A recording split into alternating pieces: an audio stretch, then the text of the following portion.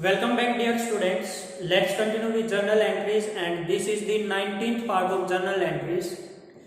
आज बेसिकली हमें to journal entries समझनी है बेटा। एक समझनी है आउटस्टैंडिंग की और दूसरी समझनी है प्रीपेड की। अब आउटस्टैंडिंग क्या होता है और प्रीपेड क्या होता है पहले ये समझ लेते हैं, फिर इनकी जो जर्नल एंट्रीज बनेंगी वो समझ लेंगे। मैंने एक वर्ड बोला आउटस्टैंडिंग। आउटस्टैंडिंग का मीनिंग क्या होता है वो समझ लो। पेंडिंग, आउटस्टैंडिंग में पेंडिंग। देखो एग्जांपल दे देता हूँ। मान लो मैं कहीं पर जॉब कर रहा हूँ बेटा, या आप सब जॉब कर रहे हो कहीं पर, और आपको पर मंथ मान के चलना 20,000 रुपीज मिलते हैं, ठीक है। और 20,000 में से कंपनी ने आपको पे कर दिए 15,000। अभी भी आपकी पेंडिंग जो सैलरी है वो बताओ कितनी है, 5,000 है ना। तो 5,000 जो पेंडिंग सैलरी है उसी को मैं बोल सकता हूं ये मेरी आउटस्टैंडिंग सैलरी है। क्लियर है बेटा। एक बार एक एग्जांपल और ले लेते हैं। मान लो बेटा आप जिस भी स्कूल में पढ़ रहे हो उस स्कूल में आप पर मंथ 2,000 रुपीज पे करते हो और आपने अब तक ओनली 1,500 रुपीज पे किए हैं। अभी भी 500 रिमेनिंग है ना, पेंडिंग है ना। जो पेंडिंग अमाउंट होती है उसी को क्या बोलते हैं हम, आउटस्टैंडिंग बोलते हैं। क्लियर है बेटा यहाँ तक। अब मेरी एक बात सुनना ध्यान से, देखो एक बार, जो फीस अभी देनी है मतलब पेंडिंग है जिसको हम आउटस्टैंडिंग बोलते हैं, वो हमारे लिए लाइबिलिटी है। कौन सा वर्ड बोला मैंने, लाइबिलिटी। मींस ये मेरे लिए या आपके लिए क्या है, अगर मेरे को पे करनी है तो मेरे लिए लाइबिलिटी, अगर आपको पे करनी है तो आपके लिए लाइबिलिटी है। तो मैं लाइबिलिटी को अगर सिंपल वे में बताऊं रिस्पॉन्सिबिलिटी बोलते हैं। तो आपकी रिस्पॉन्सिबिलिटी अभी भी रहती है कि आपने 2,000 में से 1,500 पे कर दिया, अभी भी 500 जो अभी आपको पे करनी है वो आपकी रिस्पॉन्सिबिलिटी है। रिस्पॉन्सिबिलिटी को हम क्या बोलते हैं, लाइबिलिटी बोलते हैं। और मैं बता चुका हूं जो फीस अभी बाकी रहती है उसको पेंडिंग, और हम जो अकाउंट्स में वर्ड यूज करते हैं पेंडिंग वर्ड यूज नहीं करते, ये तो मैंने समझाने के लिए बताया। हम अकाउंट्स में वर्ड यूज करते हैं आउटस्टैंडिंग, और जो आउटस्टैंडिंग अमाउंट होती है वो हमारे लिए लाइबिलिटी होती है। क्लियर है बेटा।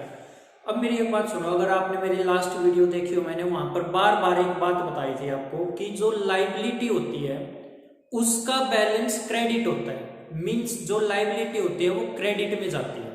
जब मैंने आपको मॉडर्न रूल्स समझाए थे, बहुत पुरानी वीडियोस होंगी वहां पर देख लेना, मैंने मॉडर्न रूल्स में ये बताए थे कि जो एसेट होती है उसका बैलेंस डेबिट होता है और जो लाइबिलिटी होती है उसका बैलेंस क्रेडिट होता है। इट मींस अगर कोई लाइबिलिटी है उसको क्रेडिट साइड लिख दो, और अगर कोई एसेट है उसको डेबिट साइड लिख दो।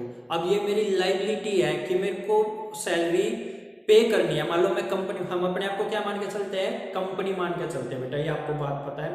मैं अब मेरी कंपनी में जो भी काम कर रहे हैं मैंने उसको पैसे पे करने हैं, बट मैंने पूरे पे नहीं किए हैं। मान लो मैंने पे करने थे 1 लाख रुपीज, जो मेरे पास काम करते हैं, मैं कंपनी हूँ, जो काम कर रहे हैं उनको 1 लाख रुपीज पे करने थे, मैंने 80,000 रुपीज पे कर दिए। अभी भी 20,000 रुपीज तो रह रहे ना, ये मेरे लिए क्या हो जाएगी, ये मेरे लिए आउटस्टैंडिंग हो जाएंगे या फिर पेंडिंग।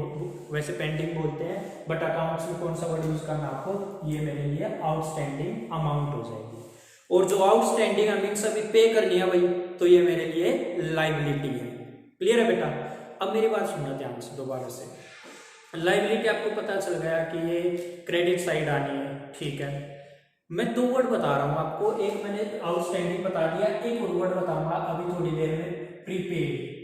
एक बात इन दोनों के लिए, एक कॉमन बात याद रख लेना बेटा, दोनों के लिए एक कॉमन बात ये है कि आउटस्टैंडिंग और प्रीपेड दोनों ही वर्ड्स के साथ हम कभी भी कैश वर्ड यूज नहीं करते। कौन सा वर्ड यूज नहीं करते, कैश। और फिर यूज क्या करते हैं इन दोनों वर्ड्स के साथ बेटा, एक वर्ड यूज होता है जिसको बोलते हैं एक्सपेंस। क्या बोलते हैं, एक्सपेंस। तो आप याद रख लेना, जब मैं आपको आउटस्टैंडिंग और प्रीपेड की एंट्रीज कराऊंगा वहां पर मैं कैश वर्ड बिल्कुल यूज नहीं करूंगा। मैं कौन सा वर्ड यूज करूंगा, एक्सपेंस वर्ड यूज करूंगा। ये बात याद रख लेना। अभी मैंने आउटस्टैंडिंग बता दिया, अब मैं प्रीपेड बता देता हूं आपको क्या होता है। देखो प्रीपेड होता है एडवांस। एडवांस में कोई चीज पे करना।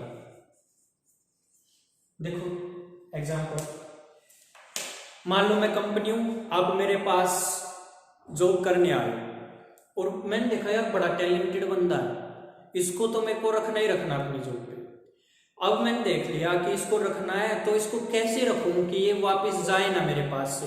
मैं बोला बेशक आज के आज अपनी पूरी साल की सैलरी ले ले, मीन्स एडवांस सैलरी ले ले। एडवांस मतलब प्रीपेड, मीन्स बेशक प्रीपेड करा ले मेरे से, बेशक अभी सैलरी ले ले पूरे साल की एडवांस में। इसको क्या बोल रहे हैं हम, प्रीपेड या एडवांस। और सुनो बेटा, अब कई बार होता है आप स्कूल में फुल ईयर की पेमेंट करा देते हो, फुल ईयर की फीस पे कर देते हो, तो आपने तो एडवांस पे कर दी ना, और जो आप एडवांस पे कर देते हो उसी को हम क्या बोलते हैं, प्रीपेड बोलते हैं। और एक चीज और सुन लेना, जो चीज आप प्रीपेड कर दोगे ना उसका बेनिफिट आप उठाते रहोगे बाद में। एग्जाम्पल समझ लो, एग्जाम्पल देखो बेटा एक बार, मान लो आपने स्कूल में प्रीपेड कर दी, मीन्स फीस एडवांस में पे कर दी, अब पूरे साल क्या आप बिना टेंशन के पढ़ते रहोगे ना, अब फीस तो पे नहीं करनी, अब बस पढ़ना है, तो आप इसका बेनिफिट उठाओगे ना। तो याद रख लेना कि मैंने आपको बता रखा है किसी भी चीज का अगर हमें बेनिफिट मिल रहा हो उसको हम एसेट मान के चलते हैं। तो जो प्रीपेड होती है वो हमारी क्या हो जाएगी, एसेट हो जाएगी। ठीक है, तो मैं अगर क्रक्स में बताऊं बेटा दोनों बातें आपको, आउटस्टैंडिंग हमारे लिए लायबिलिटी होती है और प्रीपेड हमारे लिए एसेट होती है। ठीक है बेटा, एसेट मीन्स हमारी प्रॉपर्टी या कोई चीज जो हमें बेनिफिट दे रही है वो हमारी एसेट होती है।